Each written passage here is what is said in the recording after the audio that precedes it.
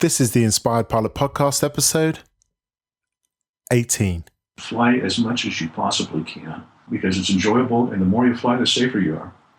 Welcome to the Inspired Pilot Podcast with your host, Marvin Robinson. Inspiring stories from inspiring pilots from around the world. Okay, welcome to the Inspired Pilot Podcast. This is Marvin Robinson, and I'm very excited to introduce today's featured inspiring pilot, Rick Durden. Welcome to the show, Rick. Are you ready to inspire today? Absolutely. Thank you for inviting me. Okay, let's go. Rick Durden started flying in junior high school. He became a flight instructor during his first year of college and helped pay for college and law school by flight instructing and hauling air freight. Holding an ATP with type ratings in the Douglas DC-3 and Cessna Citation 500 series, Rick splits his time between practicing aviation law and as an editor of Aviation Consumer magazine and AVweb, the Internet Aviation magazine. Rick has been a volunteer pilot for LightHawk, a public benefit flying organization that supports conservation efforts in North and Central America for 25 years, and is also the author of the book, The Thinking Pilot's Flight Manual, or How to Survive Flying Little Airplanes and Having a Ball Doing It, Volume 1.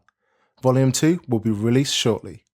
Okay, I've given our listeners, the Inspired Pilots, just a little overview, Rick. Can you take a minute, tell us a little bit about yourself personally, where you're from, and before we look deeper into your journey, can you give us a brief overview of what you're up to aviation-wise right now? Well, I'll try to. I grew up in Iowa and learned to fly there. Left after college to go to law school in Michigan and kept flying there, especially the big auto freight area at Willow Run Airport. After law school, I was hired as an attorney in-house by Cessna Aircraft Company in Wichita, and I worked there for 7 years, where I had one of my job requirements was kind of fun. I was to stay current in everything that Cessna built. And I sort of felt like don't throw me in the briar patch when they told me that when I got the job offer. I later went to work for an aviation law firm in Chicago, where we specialized in aviation and space law.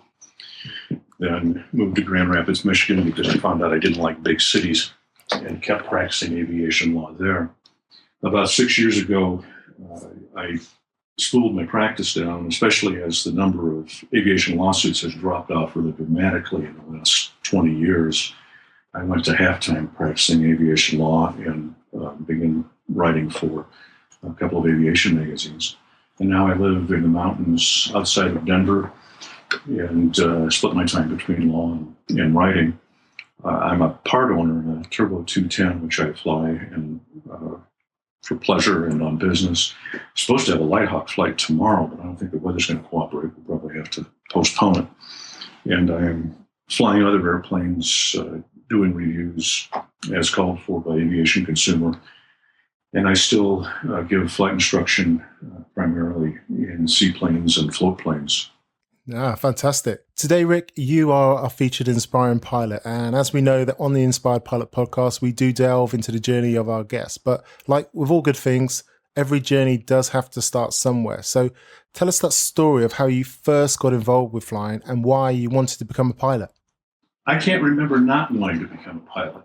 The house, there were always some airplanes, and I was aware that my dad had been a naval aviator in World War II, but he stopped after the war because he couldn't afford to keep flying. After flying a 400-knot airplane, it was a kind of a come down to run a 65-horsepower Cub. And my aunt had learned to fly before the war, along with her husband. He died during the Blitz in London as an U.S. Army officer. And by that time, they had one son, with my aunt single parent, and she quit flying, but she encouraged her son to learn to fly. So he was around. He was my older cousin who was really cool, and he flew, so he was always talking to me about it.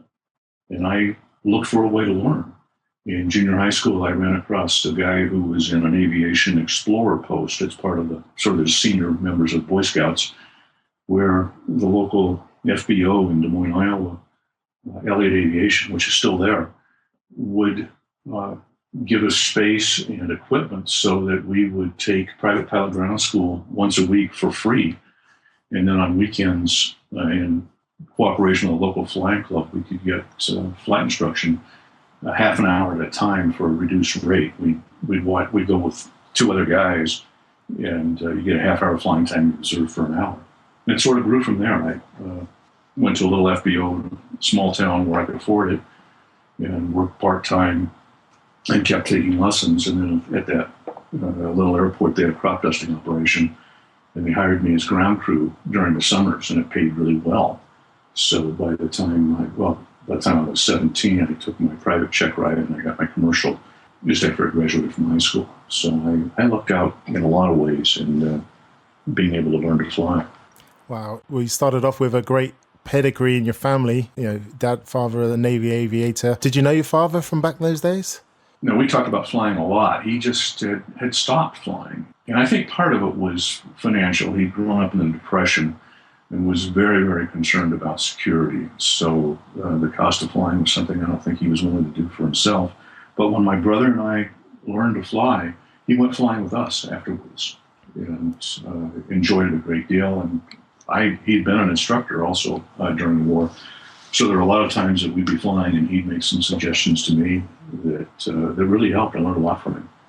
Oh, that's fantastic. I've had the privilege of taking my father flying as well, so I know what that feels like. But being schooled from the right-hand seat by your dad, who's a naval aviator, must have been a nice experience, and I'm sure you picked up some great nuggets of advice there. It really did. And one of the little things was that he flew at a time when the engines were a lot less reliable than they were by the time I was starting to fly. So when we would fly, he would insist that we alter our routes slightly so we were always where we had a fighting chance of gliding to some place to land. Wow, well that's a priceless bit of advice there, and something I've definitely heard as well. Yeah, I love that one. So let's look at challenges now. So you're an ATP license holder now. You've got thousands of hours of experience. We're going to touch on some of the points I mentioned in the bio, especially about LightHawk and in your book. But flying inherently has its own challenges. So Rick, let's go back, way back to during your initial PPL training back in Iowa. This is going to be for the benefit of a listener currently training and maybe experiencing their own challenges right now, or someone sitting on the fence who's maybe thinking that they want to learn to fly. What did you find challenging during your PPL training, and how did you overcome this? Well, there's some good points there. One was the cost. I mean, it was a huge challenge to learn to fly. And I started out working 2 weekends in a shirt laundry to get enough money to fly for 1 hour at a time. And I wound up thinking about money not in terms of dollars, but in terms of how much flying time would it buy in a Cessna 150. At the same time, as I was learning, there were things that you had to memorize that didn't make sense. I mean, how come when they say it's an east wind, it's coming out of the east and going west? Little things like that were pure rote memorization that were challenging. I was scared to death of stalls, especially power-on stalls. The nose would seem to me to be straight up, and if the instructor kept saying, "We got to raise the nose a little more," well, I was convinced if I raised the nose anymore, the airplane would flip over backwards and we'd die screaming in wreckage. Yeah. That took quite a while. It wasn't until I took aerobatics that I got over the fear of stalls. I totally agree with you in terms of having a fear of the stalls. I was terrified. You always heard the air crash investigation report saying that, incipient spin into ground and caused by stall. And there's all these sort of nightmare scenarios which played through my head while I was learning.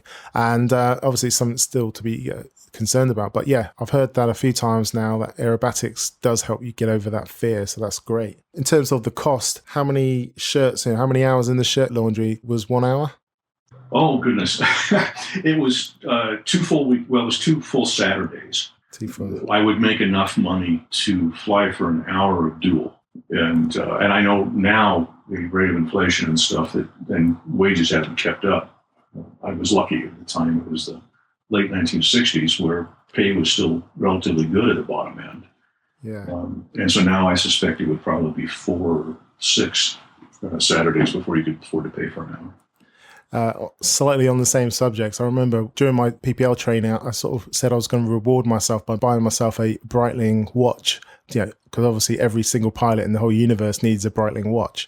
And after I passed my skills test, I sort of went, I'm going to buy my watch now. Then I looked at the price and I was like, how many hours is that?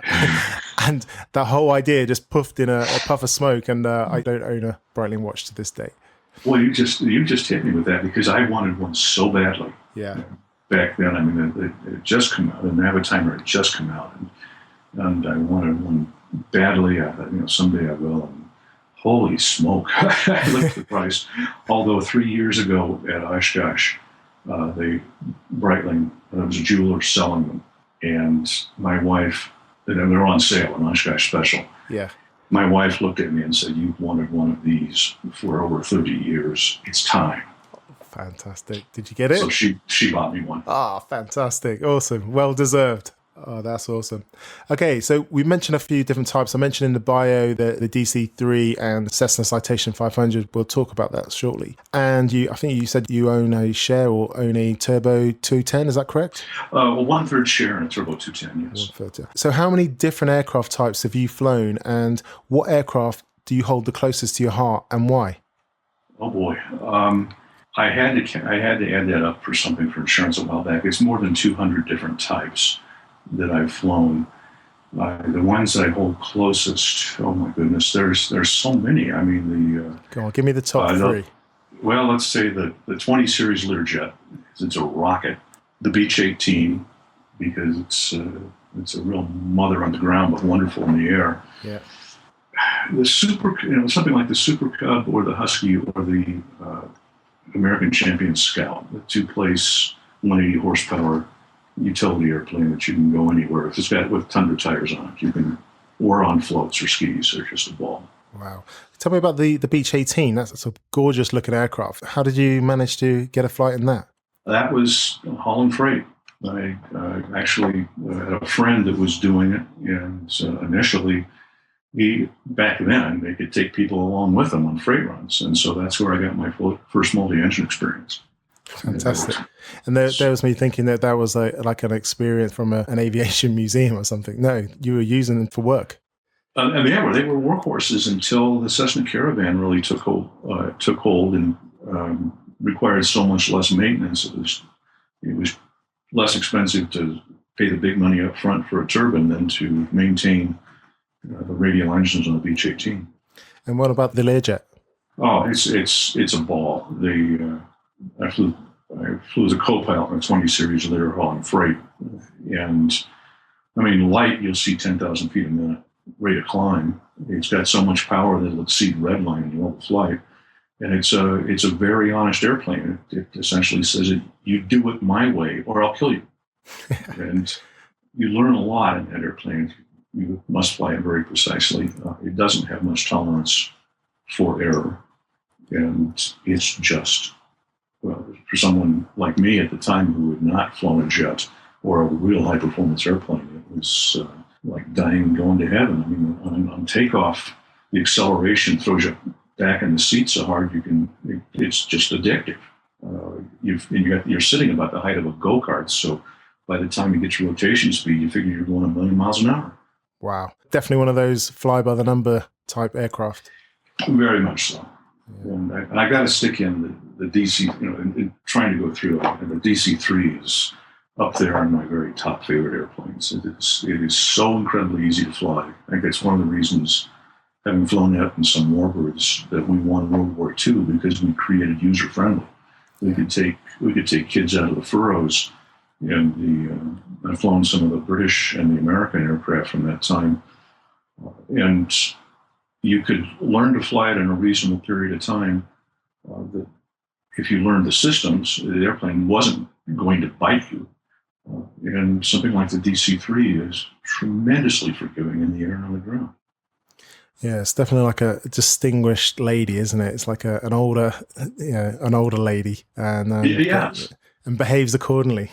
Yeah, absolutely. Okay, so we've touched on some interesting aircraft types there. Obviously, all these are part of your journey. So let's sort of jump into your journey now. Going back to the beginning of the interview, you mentioned that you got your PPL, you got your commercial ticket. What was going on at that time? Were you thinking, I'm going to be an airline pilot? What was your thoughts at that moment?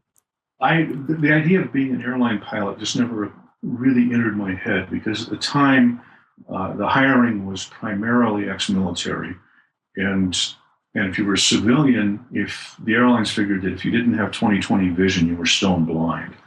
And I wore glasses, so there was no way I could get hired by an airline. It just didn't look like it was ever going to happen. But I love flying, and I just wanted to keep doing it. So when I went to college, again, money was a huge consideration. And back at the time, you didn't have to have an instrument rating to get your flight instructor rating.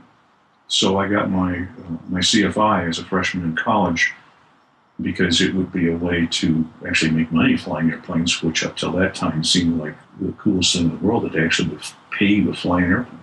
Yeah, definitely. That's the way it should be, right? Because you were instructing at college. Yes, I was at Drake University in Des Moines, Iowa. It doesn't have any sort of an aviation program. It was a good school. I was studying economics and business, but on the evenings and weekends, I was out at the airport flight instructing as much as I could. So while the other students were out doing other college-type activities, you were down at the airfield.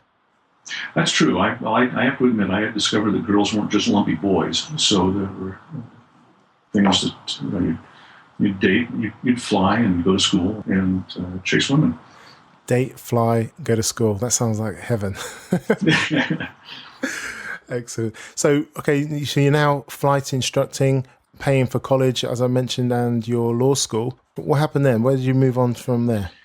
Back then, flight instructing, you could make enough to make a dent in your tuition. That's not the case now with the way tuition's gone crazy.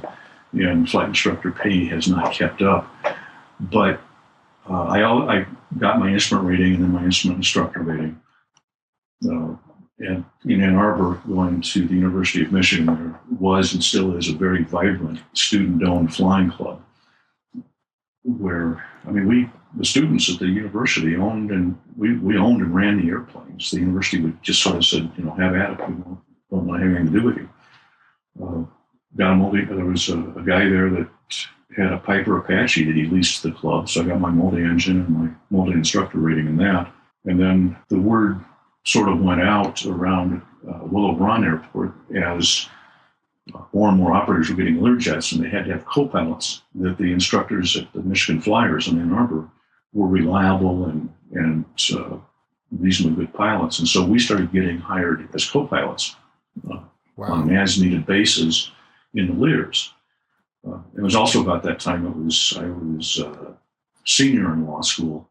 I had enough flying time, and I passed the ATP written, but I couldn't afford to take a check ride in the Twin, so I took it initially in the Cessna Cardinal to preserve the written. So I had a single-engine ATP, and then later when I had to take a check ride, I got a multi-engine airplane. A group of us that were instructors were also flying freight, again on a part-time basis, while going to school in Cessna 206, 310, 402, 404, that sort of thing. And then got into the co-pilot in the Lear. Wow. So you're flying freight. What were you hauling and how far were the sectors? It was auto parts. The auto industry is so huge that despite everything, there's always an assembly line somewhere that's about to shut down because they're short of something. That hasn't changed to this day. So there would be hot items that had to go someplace. In the piston engine airplanes, I remember I would take a 206 full of stuff, well, in that case for IBM, to LaGuardia. It's kind of weird going into LaGuardia in a 206, but we'd do it. Hold 160 knots on final, which meant cruise speed on the ILS, going as fast as you can make the airplane go till you get to the middle marker, then you close the throttle and slip, and then drop the flaps once you got in the Y arc and touch down and turn off on the high speed. In the piston stuff, the distances were 500 to 700 miles. In the Lear, we went everywhere. I remember one trip we took a grand total of 8 Camaro door panels from Cincinnati, Ohio to Van Nuys, California. Which of course required a fuel stop westbound. There was an assembly line that was about to shut down. It was worth paying for a Lear to haul 8 pieces that distance. It's amazing, isn't it? Yeah. Well, obviously there was definitely an ROI for that trip, and obviously the cost of shutting down a whole assembly line was definitely worth your wages and the fuel. Excellent. Well, that's true. So what happened next? You've got jet time, you're mixing it up with your piston time. So what was the next stage in your journey? Well, I after law school, I stayed in Ann Arbor. I was having so much fun flying. I just wanted to keep doing that. I did take the bar exam, passed it. And then the Michigan economy tanked, and all the freight flying dried up. So I was doing some instructing and figuring, well, maybe I've got to get a real job now. And was looking for a lawyer job and was lucky enough to get hired by Cessna. Wow. Was your law degree based on the aviation law, obviously? Well, it wasn't. The school I went to didn't have anything specialized in aviation, but it's sort of a tradition in law school that between your second and third years, you try to clerk with a law firm. And I had clerked with a law firm in Wichita, Kansas that did aviation work and did work for Cessna. So I'd gotten to know the head attorney in Cessna, and there were only two. So I'd gotten to know him. And then after I graduated from law school, I did send a letter and a resume off to Cessna, and they sent me a nice letter saying, the standard kiss off, we'll keep it on file. Yeah. But apparently they did, because 9 months later they called me and asked me if I was still interested in the job. And did you have to actually interview for that, or was that job already yours? Oh, no. I interviewed. It was a 2-stage process. The head attorney interviewed me over the phone, and apparently I passed that. He then had me come to Wichita. And they had me remember that interview started at 9 in the morning, went till 3 in the afternoon. Before I could go home, I got snowed in. Oops. And eventually got back to Ann Arbor, and a day later got a phone call offering me a job to start in 7 days. Wow. So obviously you are the most amazing aviation lawyer in the universe, but how much did your flying, did that have any influence on your job there? Obviously you had a vested interest. A great deal. I think that's one of the reasons I got it, because I had a substantial amount of experience in Cessna piston engine airplanes, not in the turbine, and having hauled freight in the 310 and the 402 and the 404. I think that mattered. There were only 2 attorneys in the department, and the head attorney had soloed, but he had made a decision that he wasn't going to keep flying. So he wanted someone that did know aviation well and would continue to fly and know the product well. So I think that made a difference. I can imagine, just joking around, but did you sort of hide all the Piper aircraft that you've flown in there? Oh, no. And I hadn't flown many Pipers by that time, in fact, other than the Cub and some Cherokees. But no, but that actually, I'd flown some Beech aircraft, and he, the lead attorney, liked that because in a lot of the lawsuits, and that was back at the time when there were a lot of product liability lawsuits against manufacturers, being able to know what the other manufacturers did just off the top of your head saved a lot of time in doing research.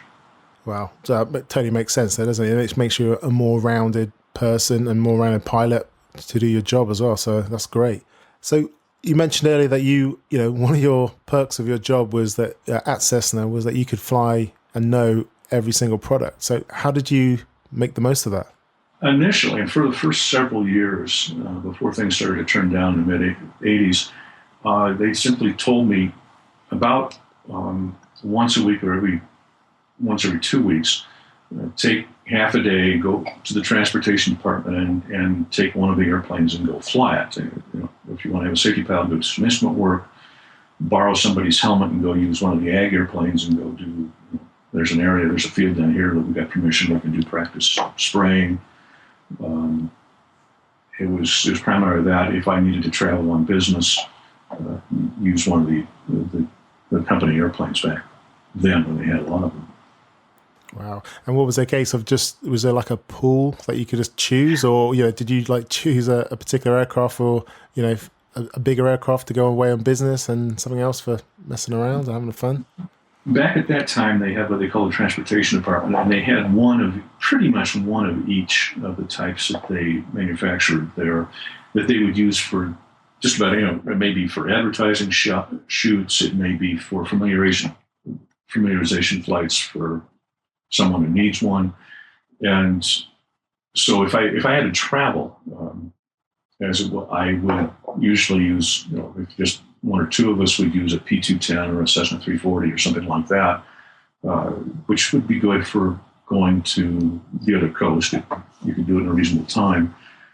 For turbines and jets, I usually went along on production flight tests rather than, I didn't have approval to spend that kind of money on an airplane to stay current or to travel with it.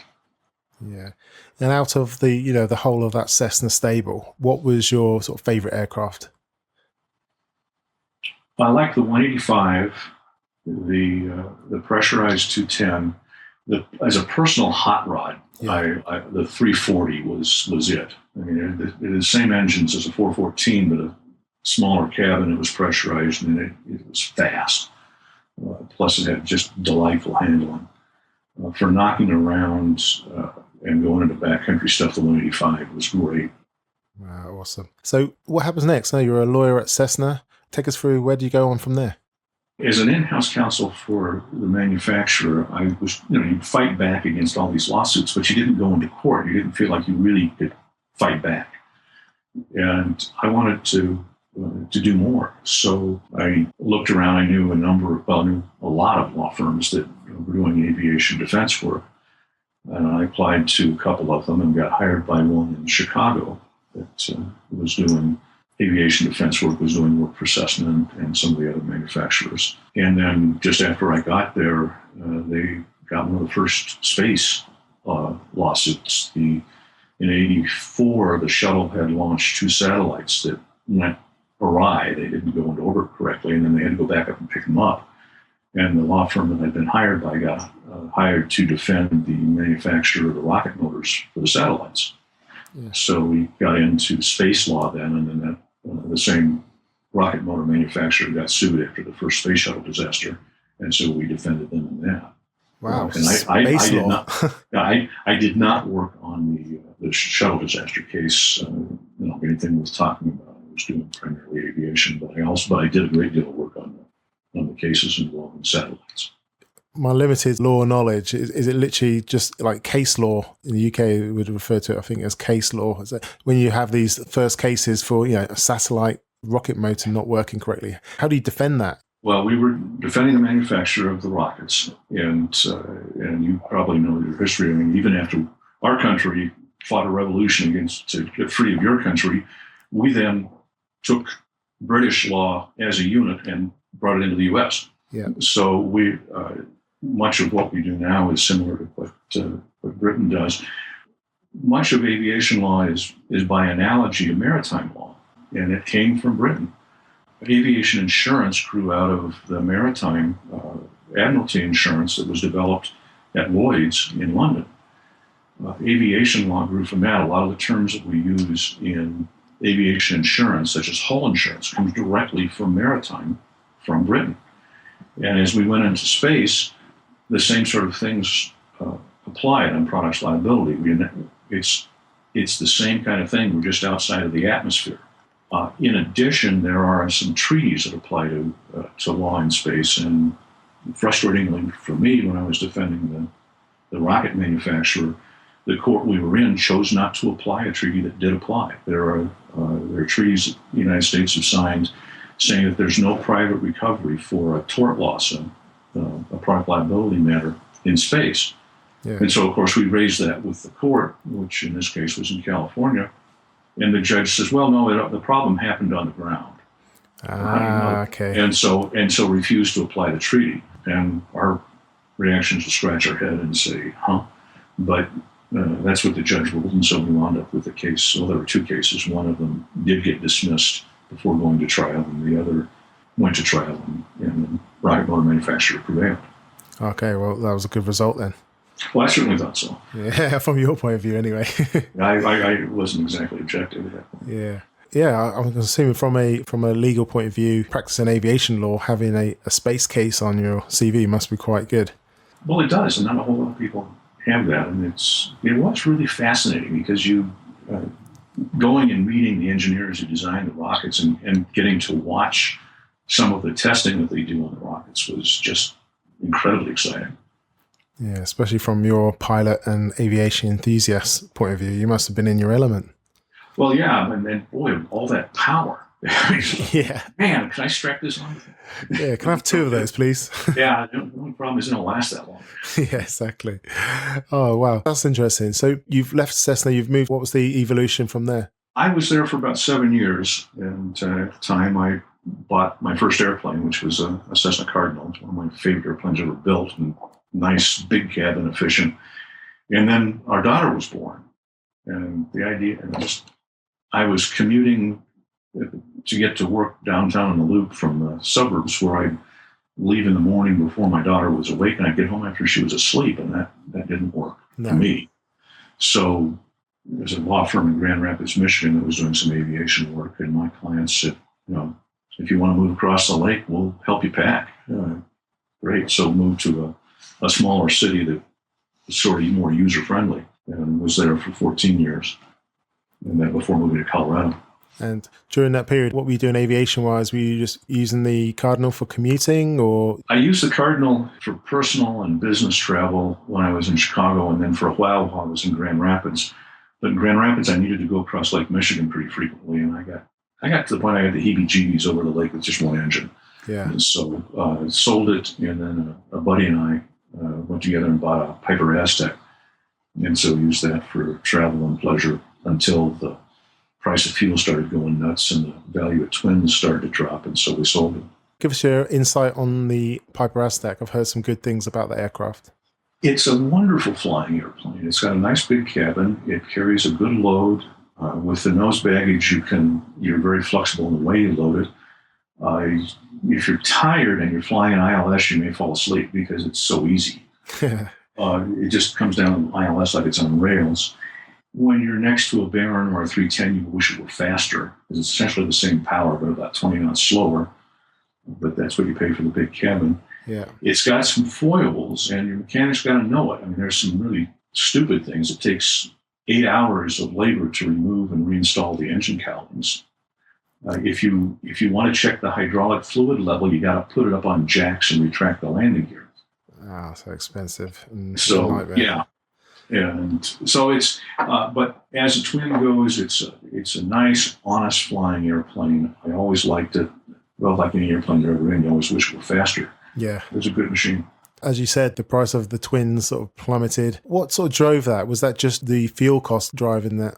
I think it was mostly fuel costs, but then also maintenance costs started climbing. And my rule of thumb, which has proven to be pretty accurate, that the cost of maintaining a light twin is about 3 times the cost of maintaining a light single that cruises at the same speed. Yeah, it doesn't scale with the number of engines, does it? No, it's more than double. Wow. So what happened next? What were you doing then? I was in Grand Rapids. That I was starting to mix the practice of law and writing more and more, and then got involved more in helping to run LightHawk, and then got divorced, met about a year later, met the woman that I'm married to now. She was living in Colorado and had a job that was portable, so she moved to Michigan and we got married. Fantastic. And she, at that time we had a part interest in the Cessna 150 because that was just with a couple other guys, and our kids were learning to fly. It was an IFR Cessna 150, so it was a good airplane for our kids to learn to fly and for my wife and me just to go for a long weekend at northern Michigan or something. Plus, doing business in the state, I could do a quick commute and shoot an ILS to minimums, which got you kind of funny looks coming out of the clouds in a 150, but it's kind of fun. Excellent. And then I worked on making my job portable, which I eventually did so that we could move to the mountains. Ah, fantastic. And obviously you mentioned there LightHawk. Could you just give us a brief overview of LightHawk for the listeners?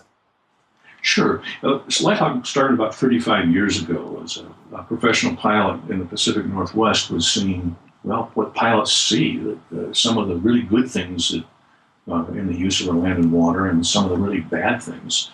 And he was looking at some of the clear cutting on steep hillsides, with the hillsides collapsing into the local rivers and creeks, which was killing the fishing.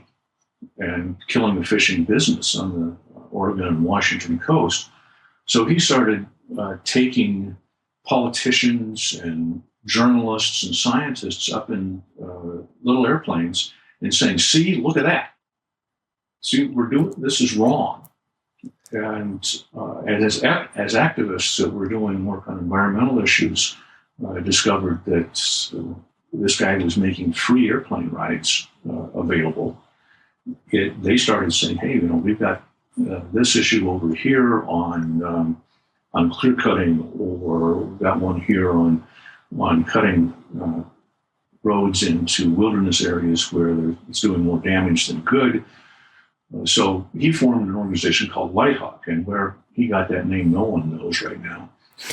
It's 𝗟𝗲𝗴𝗰𝘀𝗀𝗃. Yeah.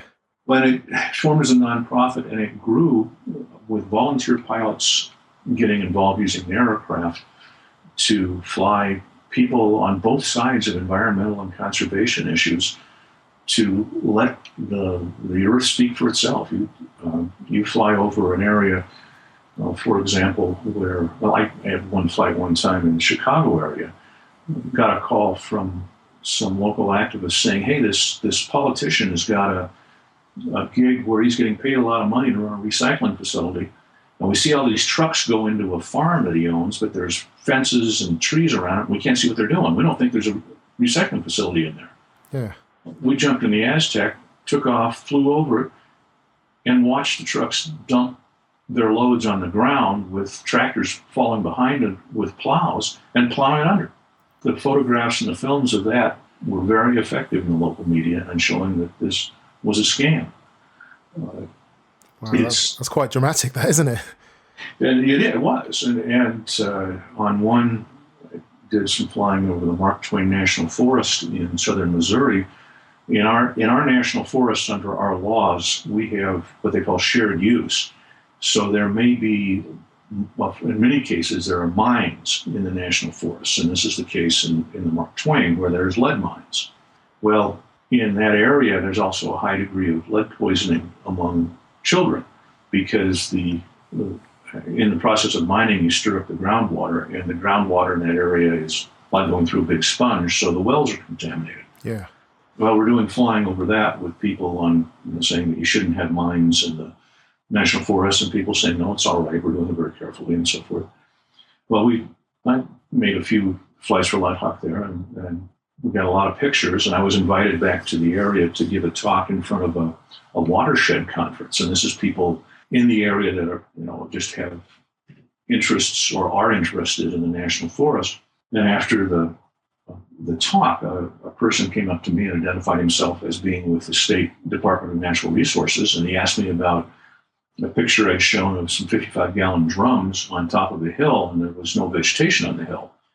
And so I showed it to him, and he said, well, where's this? I said, well, this is at one of the mines. And he asked for a copy. I gave it to him and didn't think anything more of it. About 9 months later, he calls me back and said, we took that picture and we recognized where it was. We went into that mine, and it turned out that was those 55-gallon drums were of some of the heavy metals that are used to separate the lead from the surrounding ore. Yeah. And they had just dumped these things on top of this hill, and they leaked, denuded all this vegetation, and gotten into the groundwater. We hit them with a $300,000 fine, and $200,000 of that money is going to the local schools. And we just wanted to let you know that what came out of your flight. Wow. So, wow, yeah. Yeah, that's serious. And even those numbers of that, 300,000, 200,000 for that, it's not worth. It's still priceless what they've done, isn't it? It doesn't even cover. Well, it doesn't. It's just sort of a little wrist slap, but still, it shows what a little airplane can be effective in doing. LightHawk expanded into the organization bought an airplane of its own and used volunteers to fly it in projects that it does in Mexico and Central America. And so in the 90s, I started volunteering to fly in Central America. And I lucked out. They had a bunch of people that were willing to do it, but at the time they were using a Skymaster. Cessna Skymaster, the post-pull twin. Yeah. And they didn't have anybody with any experience in it. And having worked at Cessna, I had experience in Skymaster. So they had me go down and give checkouts to a couple of the other volunteer pilots. And at the same time, I got to know the country. And that was down in Belize. And so I did a lot of flying there, which I've been doing now for 20-some years with the work that's being done. Belize has the longest reef, second longest reef in the world, longest in this hemisphere. And they're trying to protect it. They also have not clear-cut their jungle. So there's a lot of research that's done on how they manage their rainforest, on how they manage the reef, how to protect the fishing during spawning season when the place comes to life. Just all sorts of research is being done by various organizations, everything from crocodiles to whale sharks. The airplane will be there for a couple of weeks and we'll have a volunteer fly it. And then it'll move on to one of the other countries in Central America. So I've been doing that and have gotten lucky enough to do some utterly fascinating flying. Oh, absolutely. It's absolutely inspiring. Like with most sort of private pilots, at least, we're always looking for some kind of mission to fly, other than that $100, £100 burger, as it were. But this is something really significant. And obviously, if you have an interest in the planet, as we should do, this is probably one of the most priceless and rewarding flying that you could do. Could you sort of give us any anecdotes of any memorable flights that that stand out to you in, say, Belize or Mexico? Well, there are a few.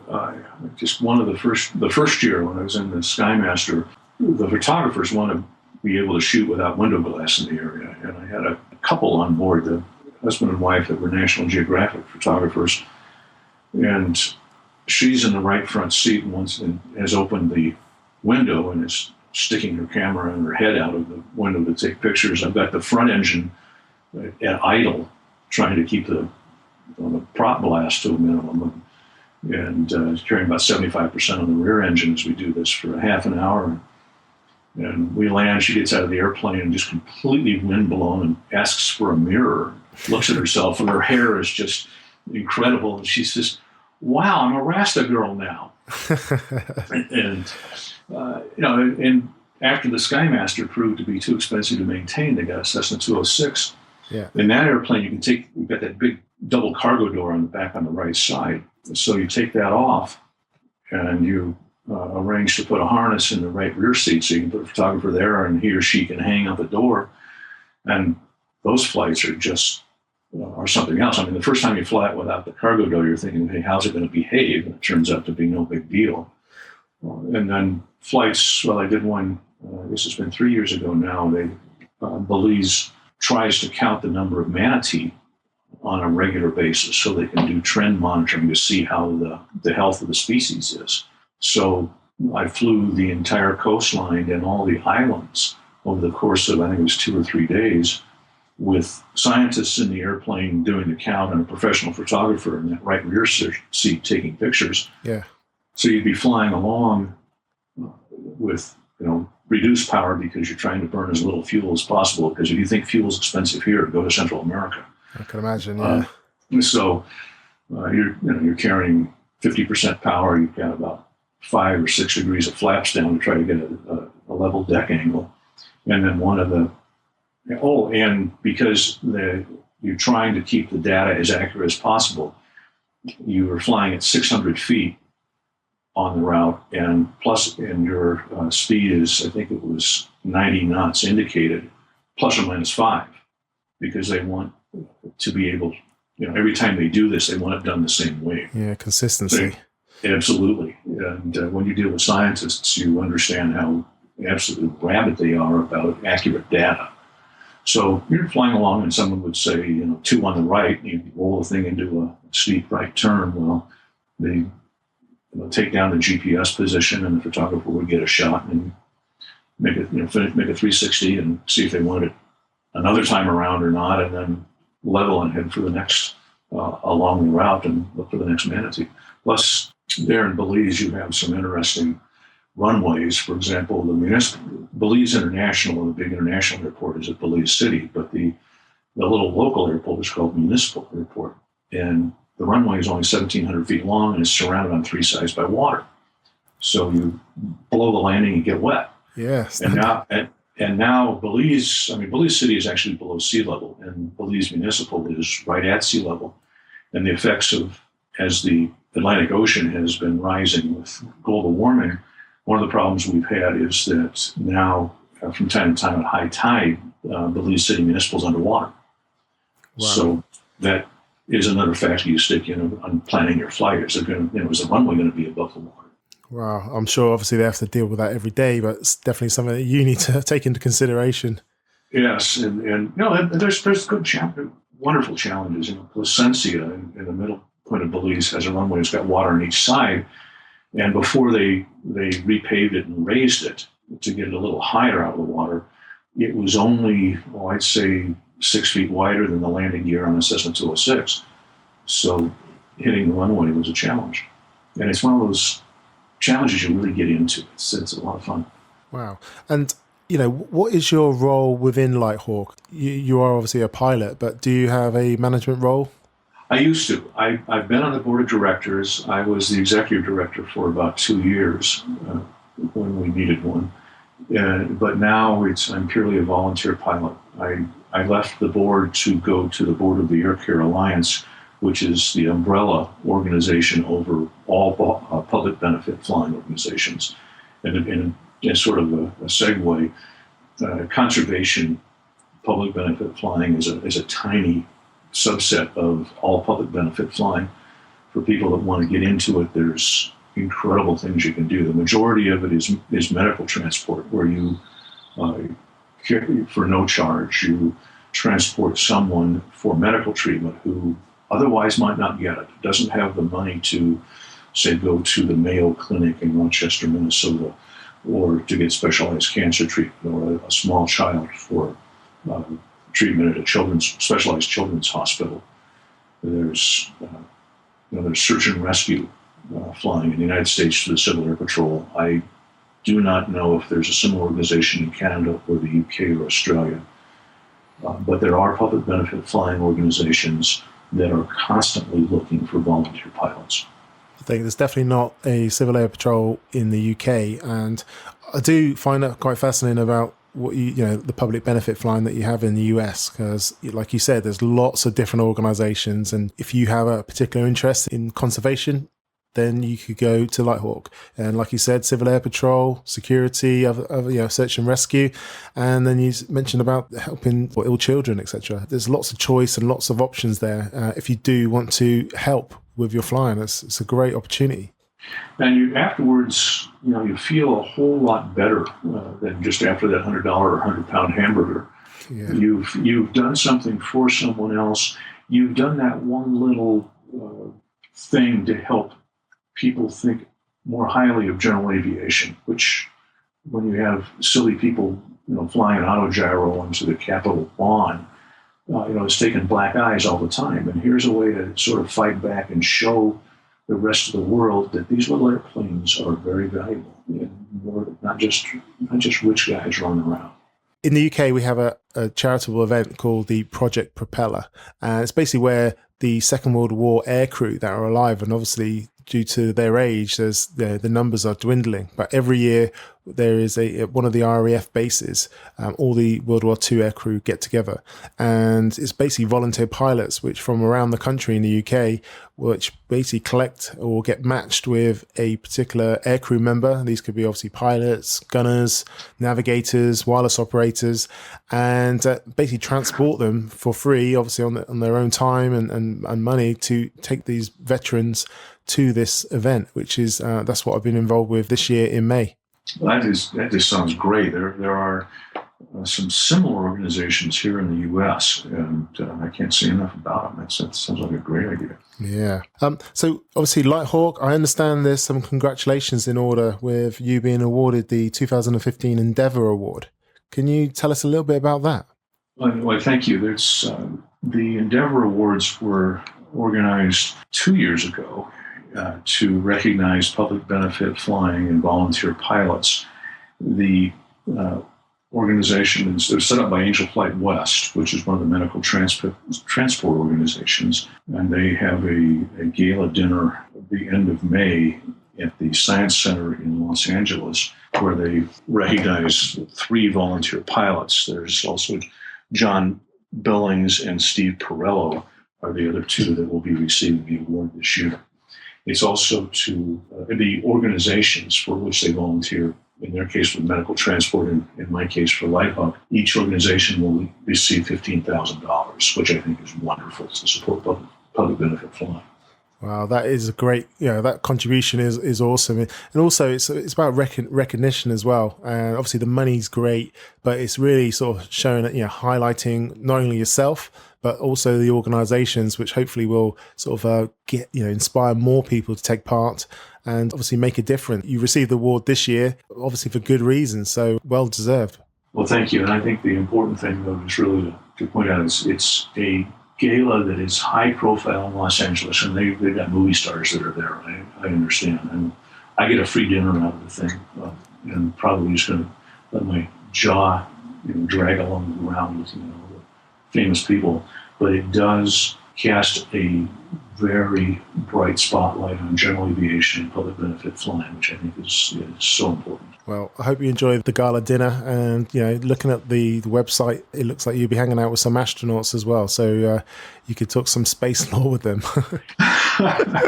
I look forward to that. I've only met a few astronauts, and it's always been just I sit there in awe. Yeah. Okay. What else have you been doing in aviation-wise? As I can afford to and have the time, I continue to be a volunteer pilot for LightHawk, and then fly for pleasure and for business as the demand is, and always wish I were flying more. Yeah. I've just started becoming involved with a local public benefit flying organization called Copters for a Cause, which, even though I'm not a helicopter pilot, is an organization that uses helicopters to support other groups that are in fundraising or in their charitable activities.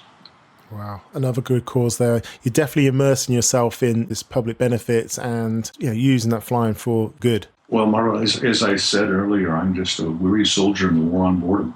Fantastic, I love that. I mentioned in the bio, you're the one of the editors for the Aviation Consumer magazine and for AVweb.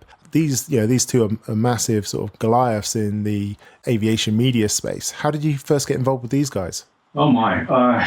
It started out back in the late 90s when I owned an Aztec with another guy, and we sent the engines out for overhaul. And like dummies, we paid in full in advance for a 30-day turnaround.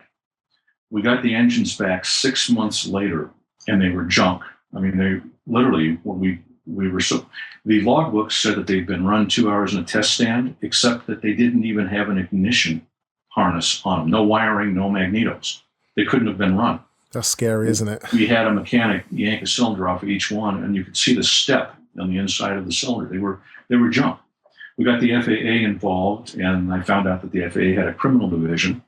The engine overhauler wound up doing a year in federal prison for our engines and some others that he'd done this to for fraud. And at the time, I had corresponded with the editor of Aviation Consumer, and I told him about it. He said, "Would you like to write it up for an article?" And, I'm sure, here, how you can be really stupid when it comes to an engine overhaul. And so I wrote it up, and he published it and said that he liked it. Would I be interested in doing some other pieces? I said, sure. It was also about that time that 𝗘𝗶𝗍𝗍 published a piece I'd written on the 𝗘𝗶𝗍𝗍, the single-engine amphibian. And Tom Haynes at 𝗘𝗶𝗍𝗍 said he'd be interested in some more material. So I started evenings and weekends doing articles for both of them. And it just sort of grew. AVweb had just formed by that time.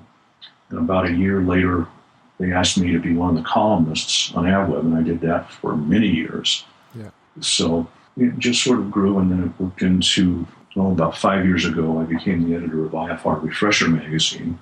And then 3 years ago, the publisher had me trade that spot to be one of the editors of Aviation Consumer. So I've been with Aviation Consumer and AVweb since then. Being associated with these entities, what kind of benefits flying-wise have you experienced?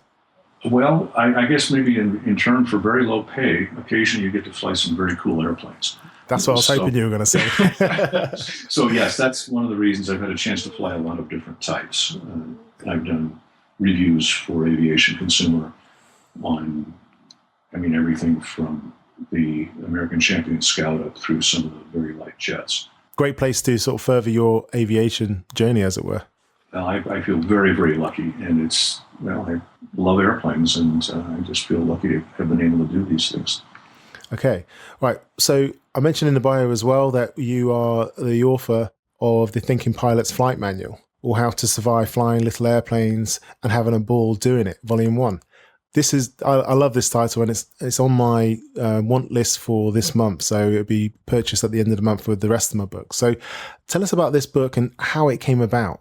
I've been writing the column for AVweb, it's called The Pilot's Lounge, and in passing along what I hope to be useful tips for pilots, I created what I called the virtual airport. And using some experiences at various airports where I'd spent, I had an imaginary airport where, with a group of people, particularly a guy that I called Old Hack, who was based on a friend of mine who had bought a Piper Supercruiser new back in 1946 or 47, and Sandy, who was based on an airline pilot friend of mine, that would get together and be arguing or talking about something and use that as a springboard into talking about crosswind landings, or what became a 3-part piece on how to fly tailwheel airplanes. So rather than having a whole book on it, what do I need to know when I'm on final? I'm wondering if I'm going to be able to keep this thing straight. So targeting those specific items in column-length pieces. Well, a couple of friends of mine said, why don't you take some of those columns and turn them into a book? And over a couple of glasses of scotch, we discussed how that might happen and what a title might be. And so I put it together. This was published 3 years ago, so it's been around for that long. It's a collection, somewhat modified, of columns from AVweb. And in volume 2, and I'm working on the galleys right now. I've got to get back to my editor. I hope will come out in the next 2 months, and it will be the same token on, here's some honest thoughts on how to do things other than what you had to do to get your pilot certificate. Let's talk honestly about scud running. It's a little, you don't want to learn about scud running the way you learn about sex in the back alleys. Exactly. So let's talk about what's involved and what decisions you're making as you do it. And so make a good, honest decision as to whether you should do it. And now, essentially, I won't do it anymore because there's too many tall towers. Yeah. But don't just say, don't do it. Let's talk about it openly and honestly. Let's talk about some of the other things in aviation. What is an examiner looking for when you're taking a check ride? What do you do if you get to an airport and this crosswind is so strong that you can't land on the available runway? Is it legal for you to land on a taxiway? In the United States, yes, it is. There's no regulation against it. And pilots don't know that. They try to land on a paved runway, even though there's a taxiway directly into the wind and plenty long. It's not near any hangars. It's not a risk to anybody. Yet they'll wreck an airplane or hurt somebody because they don't know that it's perfectly legal and within their purview to land on a taxiway that's into the wind. So I guess that's what the book is in short order. It's discussions of things that maybe will keep you alive and how to have fun in these little airplanes. I read the foreword by 𝗵𝗵𝗀𝗶𝗿 and I'm really excited to receive it. And, in terms of what kind of feedback have you had from readers? Have you had some feedback? It's been generally good. I've had a couple of people, it's kind of moving. I had a couple of things saying, well, I had just read this and I went out and I was doing this and I remembered what I just read and I think it saved my life. And that was, and I've had folks say, well, you've got stuff in here on learning to fly skis. I'm going to do that this winter, or I'm going to go get my float plane rating because that'll count as a flight review. And I didn't realize that, and you've just given me some ideas on how to do it. So it's been good. This is like all the advice, tips and trips that you want your big brother pilot to tell you. That's what it seems like. Things that I wish I would have known back when, and maybe I wouldn't have made so many stupid mistakes. Excellent. And in terms of content-wise, what should we expect for Volume 2? Well, it's going to be a little more of the same type of thing. Some hints on flying into Oshkosh, and have you got your act together enough to do it this year? More on crosswind landings, more on instrument approaches, and that last 400 feet, things that you should think about perhaps on the ILS, on the fact that a lot of the crashes are short of the runway, because once the pilot sees the runway, he yanks the power back and starts, rather than continuing to fly the glide slope, and gets himself in a jam. So little things like that. Awesome. Well, I look forward to receiving Volume 1 and Volume 2, and I'll make sure that the book is linked to in your show notes. Well, thank you. I appreciate that. Okay, Rick, what you've done at LightHawk is amazing, and obviously you've had a long, distinguished career as such. What is your proudest moment in your flying career so far? Tell us that story. Holy smoke. Exactly. This is a big one. I don't know. I think that it would have been on one of the LightHawk flights where afterwards someone said, wow, I had no idea. Yeah. And there have been a number of those flights where I've had a chance to maybe make a difference with some people that went along. I don't know. That's I'm from the Midwest of the United States, where it's inappropriate to brag. I competed in a United States precision flying team thing once many years ago, where they had air meets and you competed to go on to an international competition, and it was spot landings and navigation and that sort of thing. And I won the region. It was a regional competition in the Great Lakes in Michigan, and it was covered all the Great Lakes states, and I won the regional competition, and that was pretty cool. That's pretty cool. Pretty exciting. Yeah. Many years ago, it was kind of fun. I'm sure you can still hit that spot. You just put the spinner right into it vertically. I'll hit it. That's there's different ways nowadays, right? Okay, so that was interesting. So, what about the future? What are your future plans? I want to keep flying as much as I can. I want to do more LightHawk flying because that goes in cycles. When you can afford it, when you schedule them, I want to do more of that. I want to stay involved with the Air Care Alliance, with that group, and with on the board of the Air Care Alliance, you've got all of these people from the different kinds of public benefit flying, and I just so much enjoy spending time with them. They work so hard, and they make such a difference. I want to keep flying aerobatics, which I haven't had a chance to do in the last year, and continue some of the fun flying that I like. I have to go back to Michigan to do it, but flying on skis and flying on floats, which I try to do at least once a year for a weekend and get together with some friends when I do it. Floats and skis sounds like a lot of fun. Oh, we got to get you over here to the States and get you on to both of those. Yeah, definitely. Yeah, I'm working on that. Don't worry. I'll be in touch. Okay. Okay, Rick, this is my favorite part of the show. Welcome to the Quick Fire Checklist.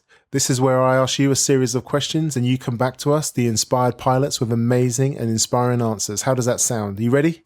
Terrifying. I'm ready. Let's go. What is the best piece of advice related to flying that you've ever received? When the ceiling's down and the visibility is low, it's better to be on the ground wishing you were flying. That's it. That's a great piece of advice there. Do you have a favorite internet flying resource that you'd like to share with the listeners? An internet flying resource, I would say AVweb. It has, and go into it, because there's a lot more than meets the eye on the homepage. There's some recommendations. There's a historical archive, especially the engine operation materials by John Deakin, Deakin. It is just superb. Can you share one of your personal habits that you find useful and believe contributes to your flying success? I try to have at least a minute to myself before a flight, quietly, so that I can think about the airplane. I fly different types of airplanes, so I want to get the one I'm going to fly in mind. Speeds, systems, the weather, and do a little visualizing of the flight. so that I'm, for lack of a better phrase, in the zone and ready to go. I'm not distracted, and I can focus on making that flight as safely and make it the most fun I can. Okay, that's really interesting. And practically for the listeners, how do you achieve that if you had passengers in the aircraft? How do you take that minute? And that's a tough one. And I try to find a way to, getting passengers standing around while you're doing a pre-flight, it's tough. Give them something to do if you can, or send them off for a bathroom break. Just plot and scheme to give yourself a little time by yourself. Okay, that's a great piece of advice there. Trikes or tail draggers? Oh my, I love both of them. And I enjoy flying tail draggers, although I've never flown a tail dragger.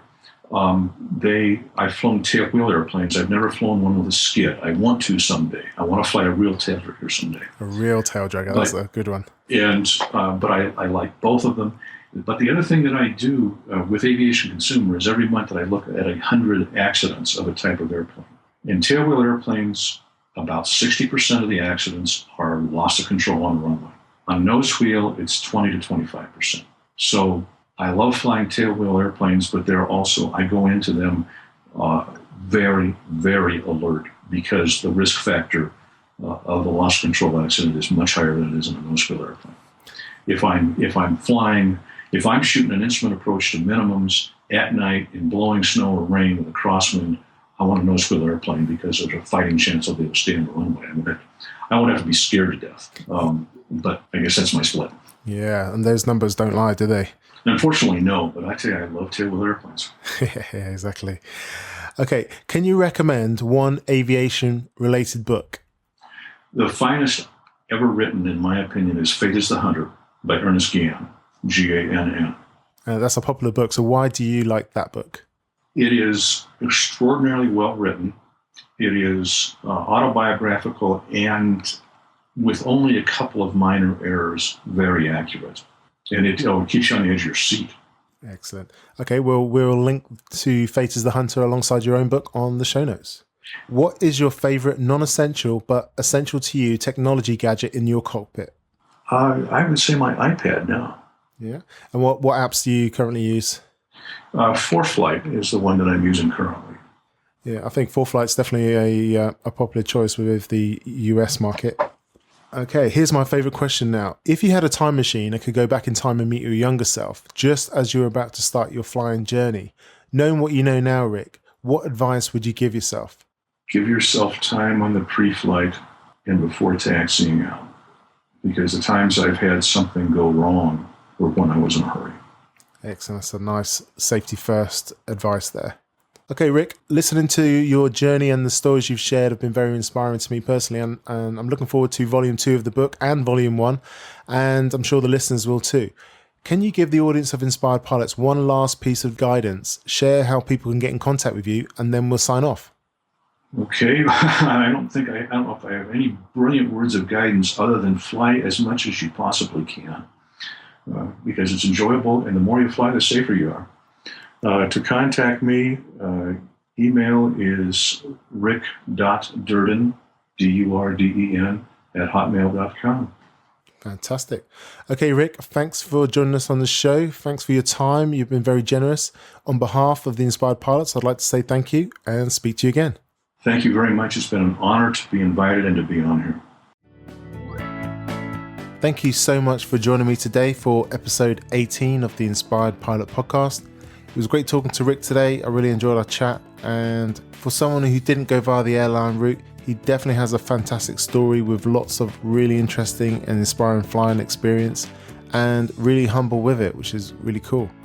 Once again, Rick's story started out where having money to learn to fly was an issue, but what seems to be like a sort of recurring common thread with many of the guests interviewed so far on the Inspired Pilot podcast, Rick managed to find a way to solve this problem and learn to fly by doing whatever it took. And in this case, it was initially working in a shirt laundry, so there you go. Rick also gave us an insight into the impact and the rewards of public benefit flying, which he's a big advocate of. He mentioned a few players there like LightHawk and Civil Air Patrol, which he's been involved with in the United States. And I also mentioned Project 𝗶𝗶𝗀𝗃 in the UK, which I actually had the privilege of taking part in this year back in May. I'd be really interested to hear from pilots from outside the US and the UK who currently take part in public benefit flying in their countries. So if you are that pilot, then give me a shout. I'd love to hear what you're up to. Rick's book, The Thinking Pilot's Flight Manual, or How to Survive Flying Little Airplanes and Having a Ball Doing It, is a great read and is a very useful practical guide touching on sub-subjects which you always wanted to know about, and even some subjects which you may not even thought about yourself, which is what I was interested in. So definitely worth checking out, and I've included links to Rick's book on his show notes page. Don't forget to head over to the show's website, inspiredpilot.com. That's where you're going to find all the show notes for every episode, including Rick's. You can leave a comment for Rick just below his show notes page and for the other guests on their pages. And you can find all the links to all the resources that we mentioned in the interview and much, much more. I really appreciate and love receiving feedback about the show, so do get in touch. I reply to every single email and I'm very active on Facebook and Twitter, so get in touch. It'd be nice to hear from you. If you did like the show, then I'll be really grateful if you share it with your friends, colleagues and fellow AvGeeks. And if you do feel inclined and you do have an iTunes account, then please leave a rating and review on iTunes with as many stars as possible, as this does help increase the show's exposure and getting the journeys of our featured inspiring pilots like Rick's in front of as many people as possible, which is the whole mission of the podcast. And don't forget, wherever you are on your pilot journey, get ready to be inspired.